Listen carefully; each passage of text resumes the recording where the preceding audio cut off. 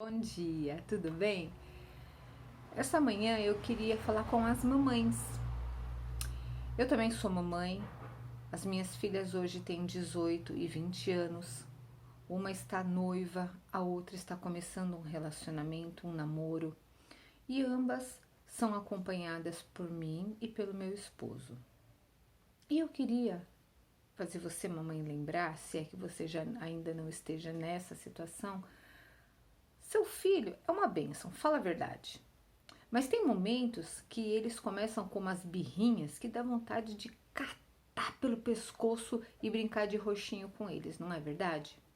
Quantas foram as vezes, eu quero que você seja sincera comigo, e não vale mentir, que ele te deu um baile na frente das pessoas, ele tirou a sua paciência, ele te irritou a um extremo que muitas vezes você teve que pegar, corrigir, às vezes até se excedeu.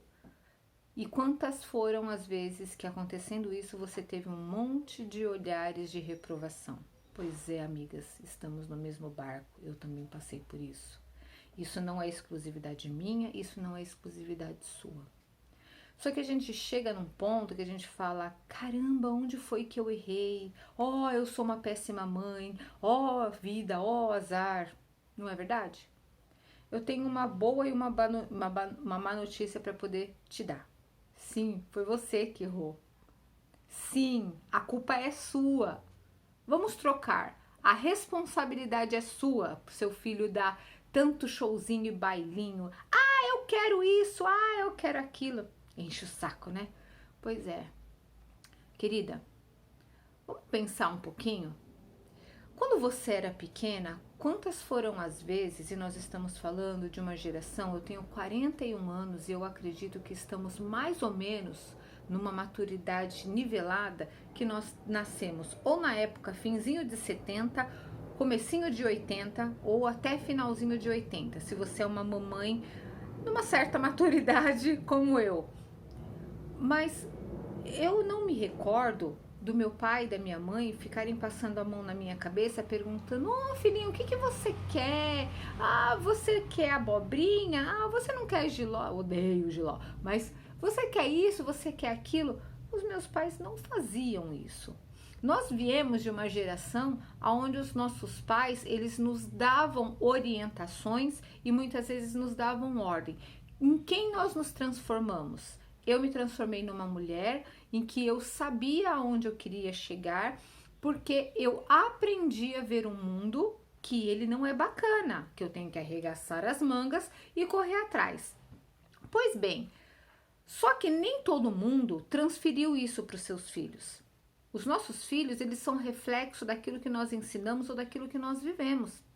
E muitas vezes o pai ou a mãe de hoje que teve uma certa severidade na sua educação, onde o pai foi rígido, onde a mãe não foi tão amiguinha, o que você se tornou hoje?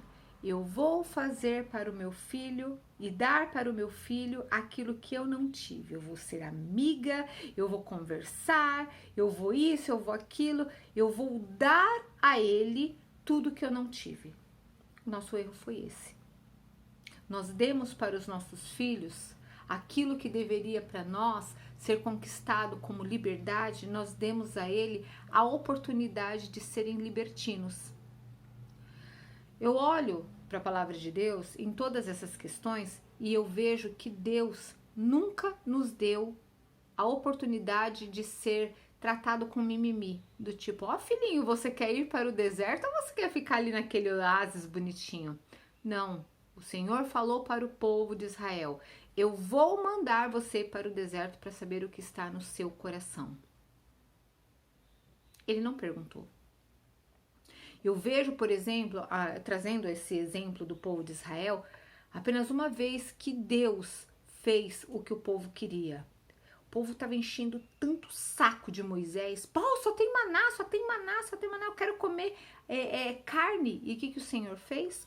Trouxe as codornizes. Eles comeram codornizes até pelo nariz para parar de ser besta e passaram mal por isso. Eu não me recordo de outra situação. Mas quantas são as vezes que em vez de você dar uma direção para o teu filho, mesmo que ainda pequeno, você fica dando para ele a oportunidade dele ir buscar numa realidade que não é a sua, muitas vezes, a libertinagem de falar, eu quero isso. Você acha que seu filho é bobo?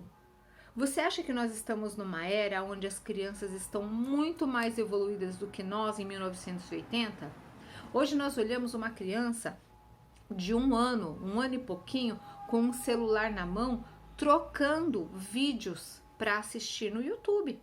E muitas vezes nós, ou alguns da geração anterior que é nossa, começam a ter um contato com o celular ou com o mundo virtual e eles não conseguem sequer se comunicar pelo WhatsApp. Não é verdade? Aí vem a mãe e dá um celular para uma criança de 1 ano. E aí, quando chega num determinado momento, você deu tanta liberdade, você deu pro seu filho, chega uma hora que você vai pedir, não que você tenha que fazer isso, mas você espera uma resposta de obediência do seu filho, o que ele fala? Não, é do meu jeito. E você faz o quê? Para você não passar vergonha, para você não ficar com aquela encheção de saco no seu ouvido, você faz o quê? Você vai e cede. Você já viveu essa situação? Eu vivi uma vez só. A Luísa era pequena. Eu me recordo de estar dentro de um hipermercado e ela se soltou. E a Lívia sempre foi companheiria. Ela nunca saiu do rabo da minha saia quando pequena. De mãozinha dada, queria ver as coisas. Mamãe, vamos a Lívia comigo? A Luísa não. A Luísa ela já foi um pouco mais independente pequena. O que ela fez? Ela se soltou e ela falou, eu quero ver tal coisa. Pequenininha. Eu acho que ela devia ter 3, no máximo 4 anos. Eu falei, Lu, espera que a gente já vai. Ah, eu quero agora. E soltou da minha mão e foi. Aí a Lívia falou assim, mamãe, a Lu vai se perder. Deixa ela. Deixa ela. Eu só sei que eu continuei na mesma paz que eu estava e de repente anunciou, mamães e papais, estamos com uma menininha chamada Luísa aqui, por favor, venha até o balcão de atendimento buscar a sua filha. Só que eu sabia que ela estava sob a proteção de um guarda lá nesse hipermercado, então eu demorei um pouquinho para buscar. Essa menina entrou em pânico. Ela entrou em pânico e a hora que eu cheguei, ela estava com muita vergonha e ela estava muito assustada também. Ela estava com uma mescla de vergonha e de estar com medo de ter se perdido.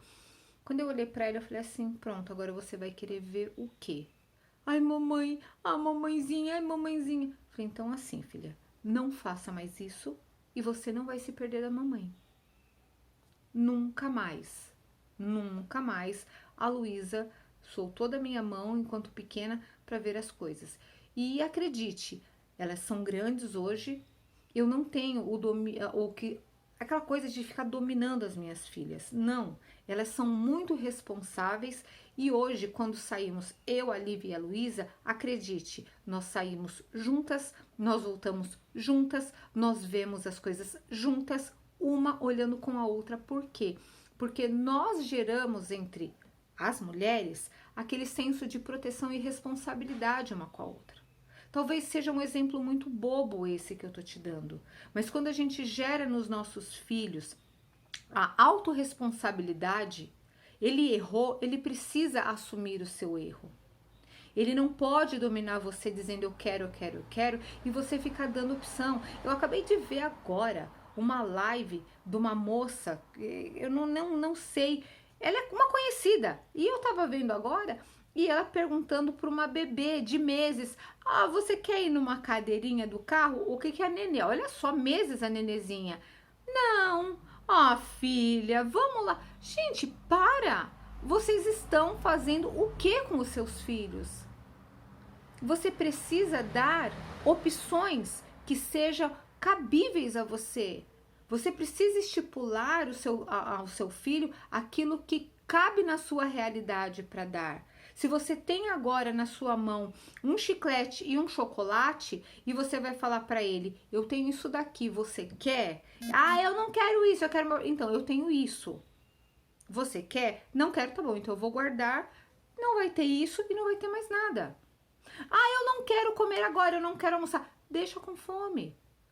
Ah, eu vou comer isso. Não vai. O seu problema, mamãe, é que você não sabe falar não para o seu filho. Talvez você ouviu tanto não que você precisa entender que você precisa continuar dizendo não, mas um não com sabedoria. Você não precisa repetir aquilo que você fez ou que fizeram com você no passado. Você não precisa trazer os traumas da sua infância para o seu filho. Você pode usar o mesmo propósito. Eu não quero que o meu filho seja como o que fizeram comigo. Então seja melhor. Não dê opções para o seu filho além daquilo que você pode. Não abra a liberdade de tal forma que ele vai usar isso para ser uma criança libertina. Dê limites. O seu filho precisa de limites. E eu não estou falando de questões psicológicas, eu não estou falando de teorias, eu estou falando de ser mãe. Nós não precisamos de teorias de psicólogos ou psiquiatras, nós precisamos usar o nosso instinto que o Senhor colocou em nós como mães e protetoras e educadoras e como ajudadoras idôneas dos nossos maridos para cuidar dos nossos filhos. A gente precisa entender que tudo bem que isso é assunto para um outro momento, mas enquanto eu e o meu marido não estamos bem, não pode haver aquela competição de que se o marido pegou pesado numa determinada... ele foi disciplinar o seu filho, ele pegou pesado, não tire a autoridade dele, espere passar, vá no secreto, vai no seu quarto, fala, você pegou pesado. E se vocês em comum acordo entenderem que pegou pesado, deixa ele ir lá e amenizar o castigo, não você, mãe. Você não é protetora, você é educadora.